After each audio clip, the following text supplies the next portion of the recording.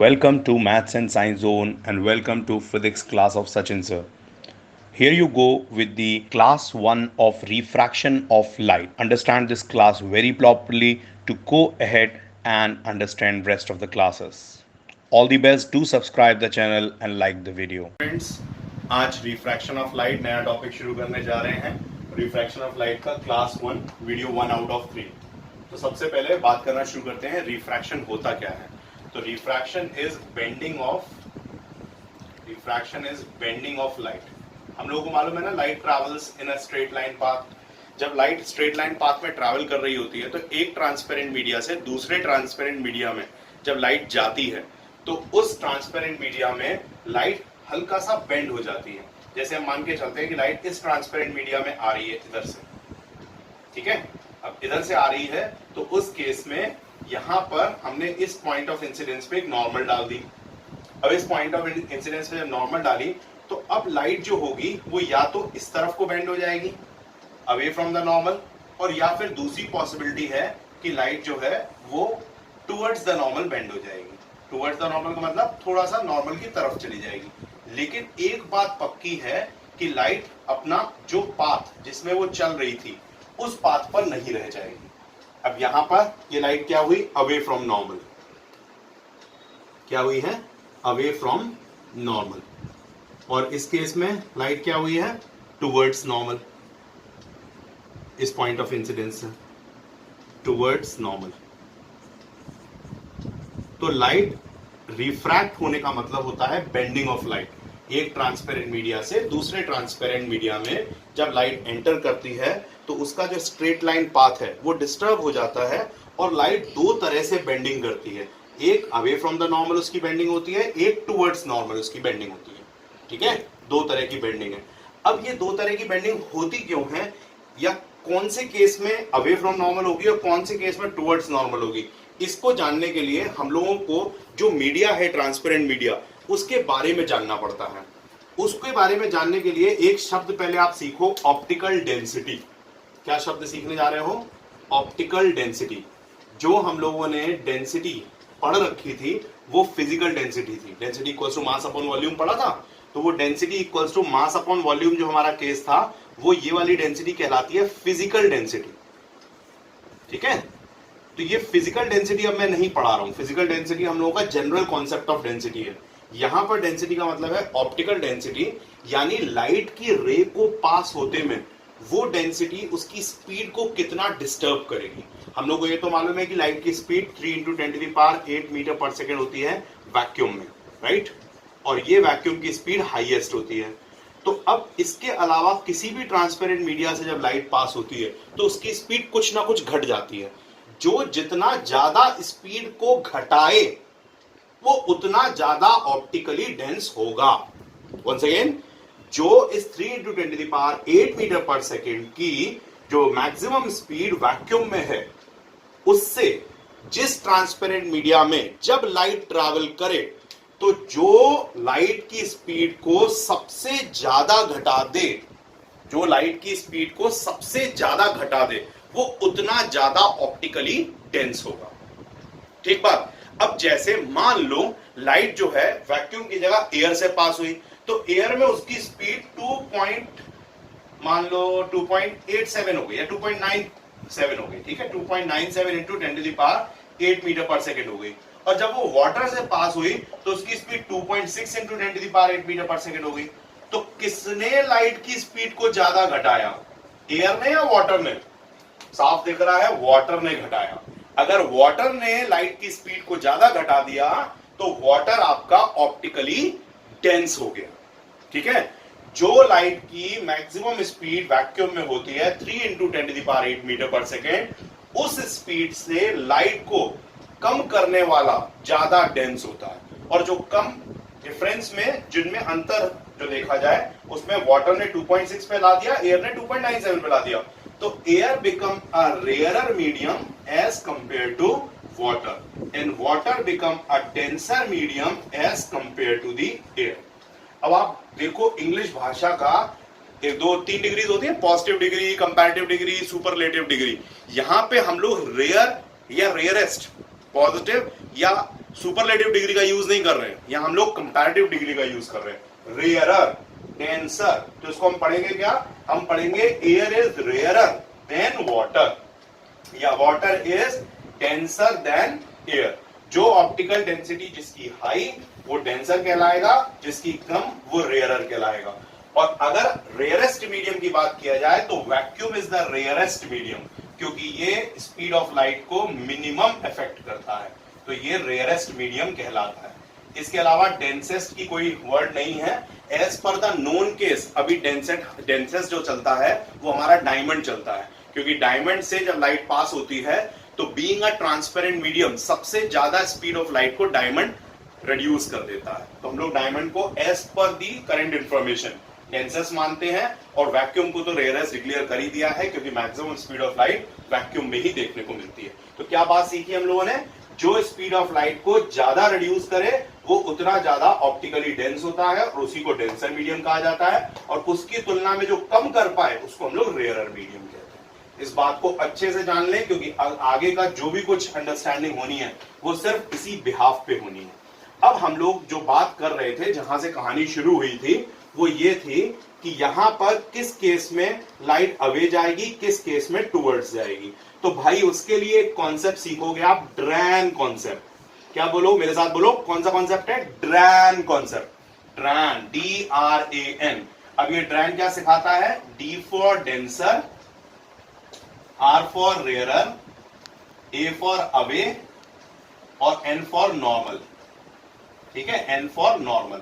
तो हमारा कॉन्सेप्ट क्या हुआ, denser to rarer away from the normal. यानी कि अगर ऊपर वाला मीडियम डेंसर मीडियम है, जैसे अभी मैंने वाटर को डेंसर दिखाया था, तो अगर ये डेंसर मीडियम है और नीचे वाला मान लो एयर है, तो जाहिर सी बात है वो रेयरर मीडियम है। तो जब डेंसर मीडियम से रेयरर मीडियम की तरफ लाइट रे जाती है तो वो अपने एक्चुअल स्ट्रेट लाइन पाथ से, नॉर्मल बनाई ली हम लोगों ने MM', उस नॉर्मल से अवे चली जाती है। ठीक है, तो denser to rarer away from the normal. और इसका जस्ट ऑपोजिट कंसेप्ट बनता है RDTN। Any guesses, full form क्या होगा, मनीमन गैस करके जल्दी से बता लो क्या होगा full form, rarer to denser towards normal. ठीक है, तो यानी कि अगर लाइट रे किसी रेयरर मीडियम से आ रही है, यानी एयर से आ रही होती और वाटर में जा रही होती, तो उस केस में ये लाइट रे इधर आती, इस पॉइंट ऑफ इंसिडेंस ये नॉर्मल डाली, तो अब ये RDTN को फॉलो करेगी, तो रेयरर मीडियम से डेंसर में जाते वक्त अपने स्ट्रेट लाइन पाथ से थोड़ी सी टुवर्ड्स नॉर्मल हो जाएगी। अब ये कितनी थोड़ी सी होगी वो अभी हम लोग सीखेंगे। ठीक है, बट अभी हमने ड्रैन और RDTN सीख लिया, रिफ्रैक्शन का मतलब सीख लिया, बेंडिंग ऑफ लाइट। और बेंडिंग दो तरह से होती है, या तो अवे फ्रॉम नॉर्मल या टुवर्ड्स नॉर्मल। और कब अवे फ्रॉम नॉर्मल होगी, जब डेंस से रेयर की तरफ जाएगा, और कब टुवर्ड्स नॉर्मल होगी, जब रेयर से डेंस की तरफ जाएगा पक्का, वही रिफ्रैक्शन की पहचान है। और एंगल ऑफ इंसिडेंस नॉर्मल और इंसिडेंट रे के बीच होता है, और एंगल ऑफ रिफ्रैक्शन रिफ्रैक्टेड रे और नॉर्मल के बीच होता है। तो ये I एंगल है और ये R एंगल है। ठीक है, ये हम लोगों का वीडियो 1 का कॉन्सेप्ट अच्छे से समझकर तभी वीडियो 2 पर लॉन्च होना। ठीक है, rest I will be teaching in video 2। Here I finish with my video 1। Students, video 2 of class 1 refraction of light. अब हम लोग पढ़ने जा रहे हैं refraction through rectangular glass slab. ये मैंने रेक्टेंगुलर ग्लास स्लैब बनाई है। इस रेक्टेंगुलर ग्लास स्लैब का नाम मैं PQRS रख देता हूं, PQRS। आज मुझे फॉर्चुनेटली कुछ कलर्ड पेन्स मिल गए तो मैं उनका भी उपयोग कर रहा हूं। तो यहाँ पे इंसिडेंट रे AB है, जो रेड कलर से है वो रे का पाथ है। AB आपकी इंसिडेंट रे है। अब आप देखो, ये एयर मीडियम है, ये ग्लास मीडियम है। तो ग्लास ऑप्टिकली एयर से तो ज्यादा डेंस है ही। अब ये है ही का मतलब तुम्हें स्वीकारना है, नई बात सीखनी है। हाँ, होता है, ग्लास एयर से तो ज्यादा डेंस होता ही है। ठीक है, फिजिकल डेंसिटी वाली चीज को दिमाग में नहीं लाना, ऑप्टिकल डेंसिटी को ही रखना। तो यानी ये स्पीड ऑफ लाइट को ज्यादा हार्म करता होगा तो ज्यादा बेंडिंग करता होगा। हार्म का मतलब रिड्यूस करता होगा, तो ये ज्यादा बेंडिंग भी करता होगा। ठीक बात। अच्छा, चलो आगे बढ़ते हैं। तो एयर आपका रेयरर मीडियम, ग्लास आपका डेंसर मीडियम। ट्रू। अब रेयरर मीडियम से डेंसर मीडियम की तरफ आपका रे ऑफ लाइट ने जाना है। तो अभी हम लोगों ने क्या सीखा था, रेयरर टू डेंसर क्या होता है, टुवर्ड्स नॉर्मल। तो यहाँ पर देखो, ये रे ऑफ लाइट जो नॉर्मल है उसकी तरफ झुक गई है। उसका एक्चुअल पाथ तो ये ब्लैक वाला है, लेकिन वो थोड़ा सा टुवर्ड्स नॉर्मल झुक गई है, राइट। अब यहां पर अगर आप इस लाइट का भी एक्चुअल पाथ आगे बढ़ा दें, इसका भी एक्चुअल पाथ आगे बढ़ा दें, हाँ, अब यहां पे ये लाइट इंटरनली ग्लास में ट्रैवल करी, इस पॉइंट पर फिर से दोबारा उसने लाइट ने इंसिडेंट किया, तो इस पॉइंट पर वो ग्लास को एग्जिट कर रही है और एयर में वापस आ रही है, तो अब की बार वो डेंसर से रेयर मीडियम में अवे फ्रॉम द नॉर्मल जाएगी। तो आप देख सकते हो कि वो जिस पाथ पे थी उस पाथ का स्ट्रेट लाइन पाथ ये है, लेकिन अभी वो उसके कंपैरिजन में नॉर्मल से थोड़ा दूर चली गई है। तो जो एक्चुअल रे ऑफ लाइट है उसका रूल रेड वाला है ना, इंसिडेंट ग्लास स्लैब में टुवर्ड्स नॉर्मल होके फिर अवे फ्रॉम द नॉर्मल होके। लेकिन अगर कोई रिफ्रैक्शन ना होता तो क्या होता, ये लाइट ए डैश पाथ पे होती, ए से सीधा ए डैश पाथ पे जाती स्ट्रेट लाइन पाथ में। तो जो होता और जो हुआ उन दोनों के बीच में ये हमेशा पैरेलल बनता है, और इसको हम लोग बोलते हैं लैटरल ड्रिफ्ट। क्या बोलते हैं, लैटरल ड्रिफ्ट। इसका एक दूसरा नाम भी होता है लैटरल डिस्प्लेसमेंट। क्या होता है, लैटरल डिस्प्लेसमेंट। लैटरल डिस्प्लेसमेंट या लैटरल ड्रिफ्ट क्या चीज है, ये लैटरल डिस्प्लेसमेंट या लैटरल ड्रिफ्ट डिस्टेंस है between the actual path of the ray of light when passing through a glass slab, and if it could not have undergone refraction then what could be the path of ray of light। उन दोनों के बीच का जो parallel होते हैं उनके बीच का जो डिस्टेंस होता है उसको हम लोग लैटरल ड्रिफ्ट या लैटरल डिस्प्लेसमेंट बोलते हैं। अब आता है हमारा angle of incidence. First angle of incidence I1, यहाँ I1 होगा। First angle of refraction normal और रे के बीच ये R1 होगा, ठीक है। अब सेकेंड जो एंगल ऑफ इंसिडेंस है वो कौन सा है, ये वाला, ये क्या कहलाएगा, second angle of incidence I2, और यहां पर ये चीज कहलाएगी आपकी R2, राइट। अब आप एक चीज गौर करना, बहुत इंपॉर्टेंट है, ध्यान से सुनना। I1 से R1 जितना टुवर्ड्स नॉर्मल गया होगा, R1 और I2 यहां पर आपके ऑल्टरनेट इंटीरियर एंगल्स है, क्योंकि MM डैश और NN डैश आपस में पैरेलल लाइंस है। तो इस केस में आपका R1 is equal to I2, R1 is equals to I2, ठीक है। अब I1 जो है उससे I1 जो है वो R1 से बड़ा होगा, क्यों, क्योंकि टुवर्ड्स नॉर्मल झुकी है तो एंगल थोड़ा छोटा हो गया होगा कि नहीं, R1 थोड़ा छोटा एंगल होगा, I1 थोड़ा सा बड़ा एंगल होगा, राइट। R1 और I2 आपस में बराबर है, तो जाहिर सी बात है कि I1 is greater than I2 also. अब जितना I1 से R1 अंदर की तरफ टुवर्ड्स नॉर्मल में आया होगा उतना ही difference away from the normal के केस में हुआ होगा। जब I2 से R2 बना होगा तो I2 से R2 बनने के लिए उतना ही डिफरेंस आया होगा। तो जो आपके चेंजेस आए हैं वो भी आपके इक्विवेलेंट चेंजेस हैं, यानी I1 से R1 का कम होना और यहां पर I2 से R2 का बढ़ना। जितना टुवर्ड्स नॉर्मल आया उतना ही अवे फ्रॉम द नॉर्मल गया। तो अवे फ्रॉम द नॉर्मल बराबर होने के कारण जो I1 की वैल्यू रही होगी वही सेम वैल्यू आपकी R2 की भी रही होगी। R1 और I2 बराबर है, ऑल्टरनेट इंटीरियर एंगल्स है। I1 बड़ा है R1 से क्योंकि टुवर्ड्स नॉर्मल झुकी है। R1 और I2 बराबर थे तो I1 I2 से भी बड़ा है, जाहिर सी बात हो गई। अब I1 जो है वो R2 के बराबर है, क्योंकि जितना ये टुवर्ड्स नॉर्मल आया था उतना ही अवे गया, तो जितना ये छोटा हुआ था उतना ही ये बड़ा हुआ, तो फाइनली I1 और R2 आपस में बराबर हो गए, ठीक है। अच्छा, इस रे को हम लोग इंसिडेंट रे कहते हैं। क्या कहते हैं, इंसिडेंट रे। इस रे को हम लोग रिफ्रैक्टेड रे कहते हैं, ये हमारी रिफ्रैक्टेड रे है। और इस रे को हम लोग इमर्जेंट रे कहते हैं। क्या, इमर्जेंट, क्योंकि ये इमर्ज आउट हुई, बाहर निकल के आई। इमर्जेंट रे जो इमर्ज आउट हुई या बाहर निकल के आई ग्लास स्लैब से। तो इमर्जेंट रे होने के कारण R2 एंगल को E एंगल भी कहा जाता है। R2 is also called angle E, यानी एंगल ऑफ इमर्जेंस, ठीक है। तो इसीलिए I1 इक्वल्स टू E, या फिर हम सिंपली कह दें I इक्वल्स टू E।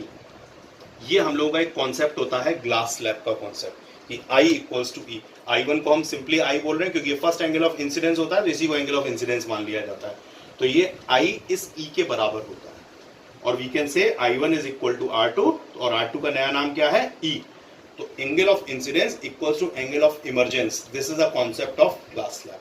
तो ग्लास स्लैब हमें क्या सिखाती है कि जितना ray of light towards normal हुई थी, एक एग्जांपल लूं, जैसे ये 60 डिग्री था, मान लो ये 15 डिग्री अंदर की तरफ हुई टुवर्ड्स नॉर्मल, तो ये 45 रह गया। ये 45 है तो ऑल्टरनेट इंटीरियर से ये भी 45 हो गया। अब ये 45 है तो अगर टुवर्ड्स नॉर्मल में 15 डिग्री अंदर आई थी तो अवे फ्रॉम नॉर्मल में 15 ही डिग्री बाहर जाएगी, क्योंकि चेंज ऑफ मीडियम तो सेम है, वहां एयर से ग्लास था, यहाँ ग्लास से एयर है। तो अब ये 45 से फिर 15 बढ़ेगा बाहर की तरफ तो 60 हो जाएगा। तो ये 60 था, ये भी 60 रहा, तो इसीलिए I1 और R2 दोनों बराबर है। आई होप एग्जाम्पल समझ में आया होगा। ये 60 तो टुवर्ड्स आने से 45, ये 45 ऑल्टरनेट इंटीरियर एंगल हो गए, तो ये 45 से फिर 15 डिग्री बढ़ा तो ये 60 हो गया। फाइनली I1 भी 60 था, R2 भी 60 था। जस्ट एन एग्जाम्पल, ठीक है। तो और इसी R2 का ही दूसरा नाम E है, यानी एंगल ऑफ इमर्जेंस, ठीक है। I hope the rectangular glass slab concept is clear. 2 bar video revise करना, पूरा वीडियो देखना और 2 बार इसको अपनी खुद की कॉपी में सही से ड्रॉ करना, ठीक है। तो सही से इसको ड्रॉ करोगे तभी इसकी प्रैक्टिस हो पाएगी। मैं वीडियो 2 में सिर्फ refraction through rectangular glass slab cover कर रहा हूं, और तब वीडियो 3 देखना जब इसकी एक बार प्रैक्टिस कर चुके हो। चलो, here I end with my video 2। Video 3 class 1 का रिफ्रैक्शन ऑफ लाइट का। In this we are going to discuss 2 laws of refraction.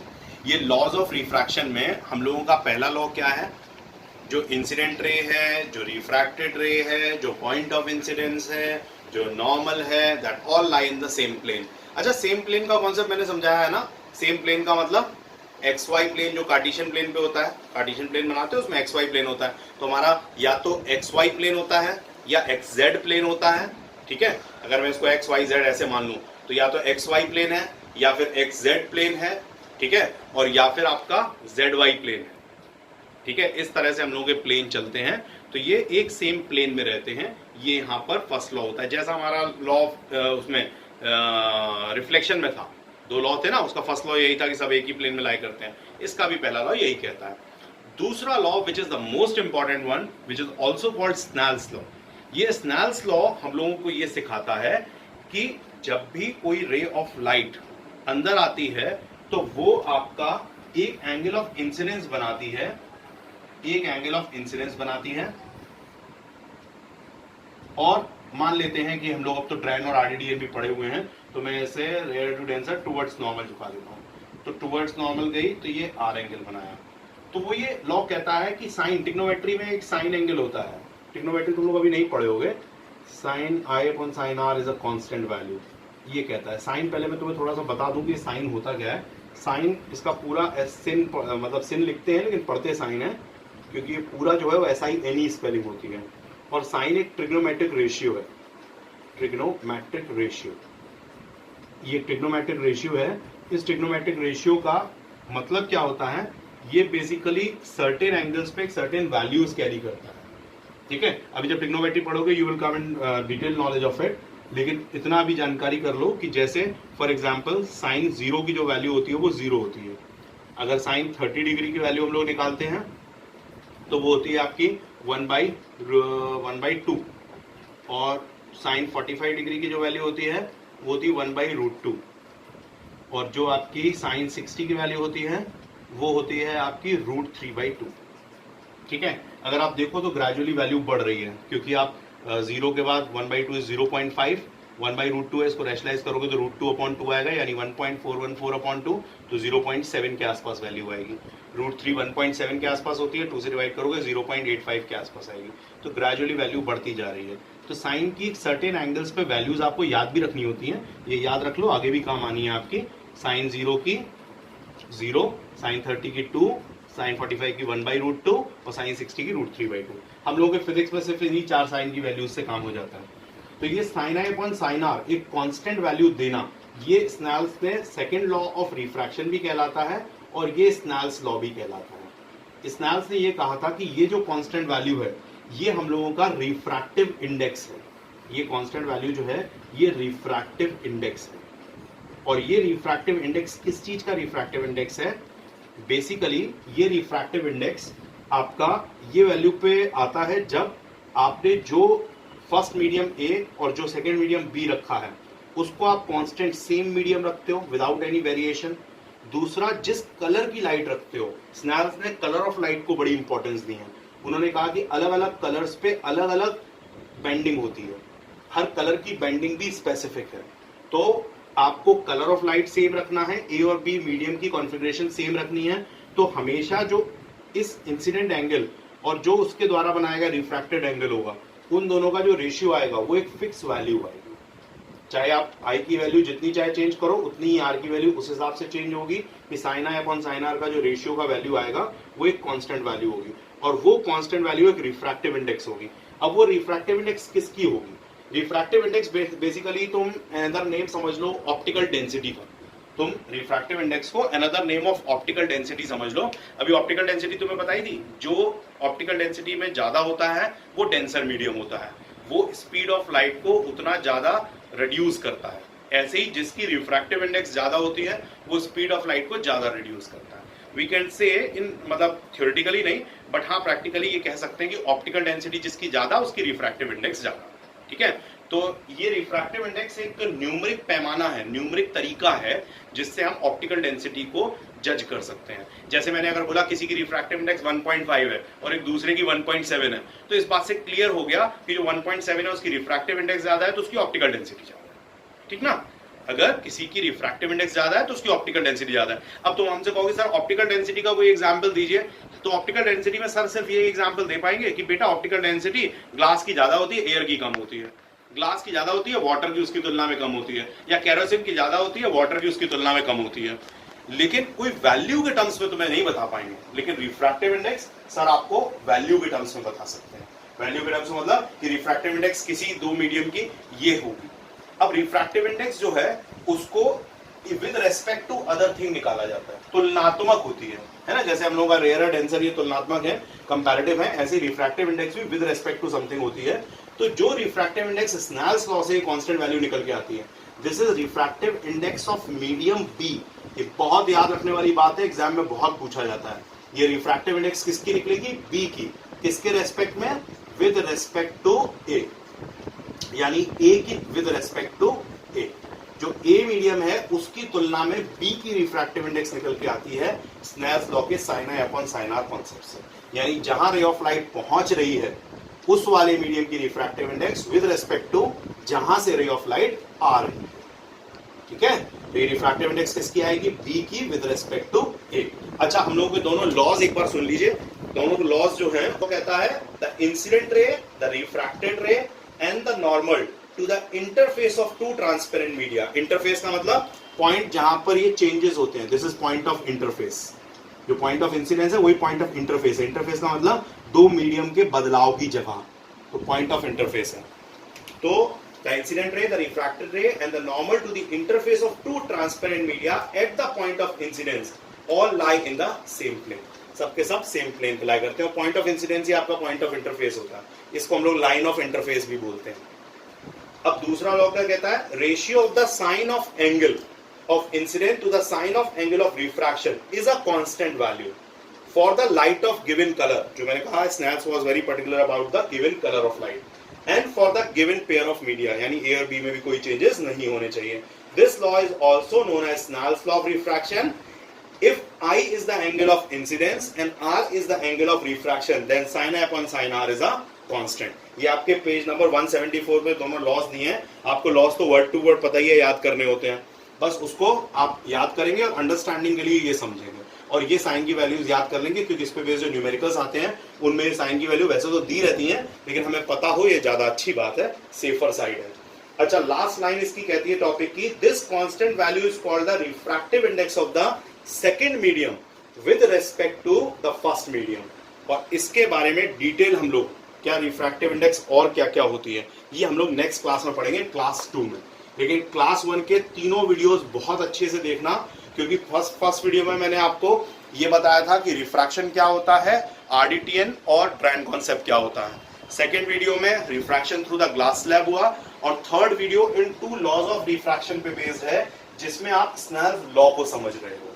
ठीक है, after understanding this only you will be able to understand class 2, और मेरी पूरी class 2 सिर्फ refractive index पे based होगी। ठीक है, चलो here I end with my class 2। Bye.